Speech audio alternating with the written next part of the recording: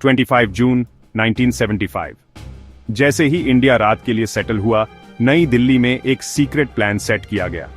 बिना निशान वाले पुलिस वैन पूरे शहर में फैल गए, ऑपोजिशन लीडर्स को अरेस्ट कर लिया, जर्नलिस्ट्स को अरेस्ट कर लिया, वॉलंटियरिस्ट्स को अरेस्ट कर लिया, जो लोग बस अपनी बात कहने के लिए गिल्टी थे। देश सो रहा था, इस बात से अनअवेयर कि डेमोक्रेसी को साइलेंस कराया जा रहा था। सुबह तक इंडिया बदल चुका था। न्यूज़पेपर्स में खाली जगहें थीं जहां पहले एडिटोरियल्स हुआ करते थे। रेडियो पर सिर्फ प्राइम मिनिस्टर की आवाज थी। इंदिरा गांधी ने इमरजेंसी की घोषणा की, यह दावा करते हुए कि यह देश को बचाने के लिए था इंटरनल थ्रेट से। लेकिन लालॉस्टन लोगों के लिए ऐसा लगा जैसे फ्रीडम पर ही हमला हो गया था। नाइट ऑन रात राइट्स को सस्पेंड कर दिया गया। पुलिस किसी को भी कभी भी अरेस्ट कर सकती थी बिना किसी रीजन के। कोर्ट्स पावरलेस थे। प्रेस को मजल्ड कर दिया गया था। 25 जून 1975 ने 21 महीनों के डर की शुरुआत की। एक ऐसा टाइम जब सिटीजन सब्जेक्ट्स बन गए और डेमोक्रेसी को होल्ड पर रख दिया गया। दुनिया की सबसे बड़ी डेमोक्रेसी डार्क हो गई थी। साइलेंस शांति नहीं थी, बल्कि डर की खामोशी थी। ये वो रात थी जब डेमोक्रेसी पर लाइट्स चली गई थीं। इमरजेंसी अचानक नहीं आई थी, ये सालों के क्राइसिस का नतीजा थी। अर्ली 1970s में इकोनॉमिक हार्डशिप, बढ़ती कॉस्टें और खाने की कमी देखी गई, गुस्सा बढ़ गया। पूरे इंडिया में प्रोटेस्ट भड़क गए। स्टूडेंट्स, वर्कर्स और मिडिल क्लास को एक कर दिया। जयप्रकाश नारायण या जेपी ने भ्रष्टाचार और मिस रूल के खिलाफ टोटल रेवोल्यूशन की मांग करते हुए एक मूवमेंट का नेतृत्व किया। ऑपोजिशन मजबूत होता गया, जबकि इंदिरा गांधी की सरकार और आइसोलेटेड हो गई। उनकी पॉपुलैरिटी एक बढ़ते मैस मूवमेंट से टकरा गई, जिसने उन्हें डेमोक्रेसी के लिए थ्रेट के रूप में देखा। देश गहरे तौर पर डिवाइडेड था। प्रोटेस्ट्स बनाम पावर सरकार ने अशांति को थ्रेट के रूप में देखा। ऑपोजिशन ने इसे अपना राइट माना। इस टेंशन ने एक ड्रामेटिक कॉन्फ्रंटेशन के लिए स्टेज तैयार किया। इंडियन डेमोक्रेसी के पिलर्स हिलने वाले थे। आखिरी चिंगारी स्ट्रीट से नहीं, बल्कि एक कोर्टरूम से आई। राजनारायण ने इंदिरा गांधी की 1971 की इलेक्शन विक्ट्री को चैलेंज किया। उन पर इलेक्टोरल मैल प्रैक्टिस का आरोप लगाया।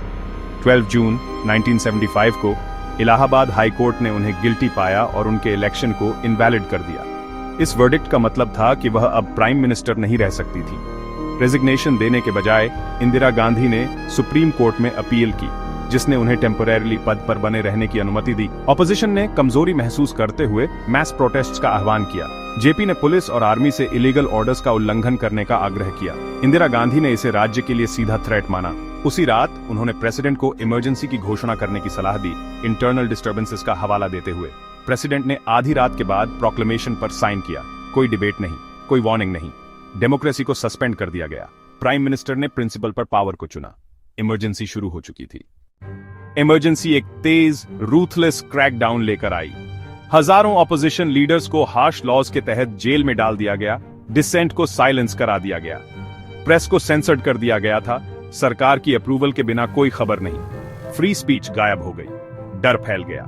यहां तक कि प्राइवेट कॉन्वर्सेशंस भी खतरनाक हो गए। फंडामेंटल राइट्स को सस्पेंड कर दिया गया। कोर्ट सिटीजन्स को प्रोटेक्ट नहीं कर सकते थे। सरकार ने टॉक लेस, वर्क मोर को बढ़ावा दिया, ये दावा करते हुए कि डिसिप्लिन प्रोग्रेस है। ट्रेनें टाइम पर चली, लेकिन फ्रीडम की कीमत पर। ऑर्डर एक ग्रेवयार्ड का था। डेमोक्रेसी की सोल, सवाल करना, डिसेंट, अकाउंटेबिलिटी को कुचल दिया गया। इंडिया नाम मात्र की डेमोक्रेसी थी। एक नई पावर उभरी। संजय गांधी, प्राइम मिनिस्टर के बेटे, बिना ऑफिशियल अथॉरिटी के उन्होंने 2 बदनाम कैंपेन्स चलाए। फोर्स्ड स्टेरिलाइजेशंस और स्लम डिमोलिशंस। पुरुषों को गोलबंद करके जबरन स्टेरिलाइज्ड किया गया। कंसेंट को इग्नोर कर दिया गया।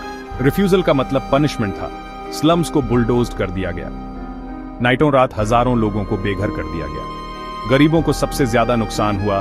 ब्यूटिफिकेशन के नाम पर उनकी जिंदगी उथल पुथल हो गई। संजय और उनके सर्कल ने लॉ से ऊपर काम किया। डर को अपने टूल के रूप में इस्तेमाल किया। पुलिस ने इन ब्रूटल पॉलिसीज को लागू किया। जस्टिस को नहीं, इमरजेंसी अब सिर्फ राइवल्स को साइलेंस कराने के बारे में नहीं थी। ये अपने ही लोगों के खिलाफ स्टेट वायलेंस के बारे में थी। इस पीरियड के स्कार्स गहरे हैं। यह अनचेक्ड पावर की एक वार्निंग थी। 19 महीनों के बाद इंदिरा गांधी ने जनवरी 1977 में अनएक्सपेक्टेडली इलेक्शंस बुलाए। ऑपोजिशन लीडर्स, जो अभी अभी जेल से रिहा हुए थे, जनता पार्टी के रूप में एक हो गए। उनका कैंपेन सिंपल था, डेमोक्रेसी चुनो या डिक्टेटरशिप। सालों में पहली बार लोगों ने इमरजेंसी की हॉरर्स के बारे में खुलकर बात की। इलेक्शन फ्रीडम पर एक रेफरेंडम बन गया। रिजल्ट्स स्टनिंग थे। इंदिरा और संजय गांधी ने अपनी सीट्स खो दी। जनता पार्टी ने एक लैंडस्लाइड जीत हासिल की। लोगों ने अपने वोटों से अपनी डेमोक्रेसी वापस ले ली थी। इमरजेंसी 21 मार्च 1977 को समाप्त हुई। राइट्स बहाल किए गए, प्रेस को आजाद किया गया। यह लेसन कायम है, डेमोक्रेसी प्रीशियस है और इसकी रक्षा हर सिटीजन का ड्यूटी है।